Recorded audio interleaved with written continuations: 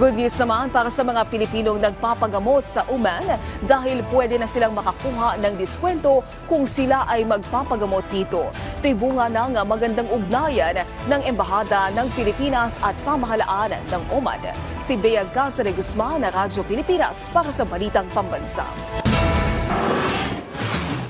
Nananatiling prioridad ng Embahada ng Pilipinas sa Oman ang pagpapabuti ng kalagayan ng mga Pilipinong nagtatrabaho at naninirahan sa naturang bansa. Sa panayam sa Radyo Pilipinas World Service, sinabi ni Philippine Ambassador to Oman, Raul Hernandez, na bukod sa legal assistance para sa mga Pinoy, nagbibigay rin sila ng psychological intervention at medical assistance. Sa katunayan, lumikha ng kasunduan ang Embahada ng Pilipinas sa Oman sa mga medical institutions sa naturang bansa upang mabigyan ng diskwento ang mga Pilipinong kinakailangang magpagamot. And also lately, we also had a agreement with a hospital, Berger Hospital, para mga Filipinos can get discount when they go to for treatment or medical help.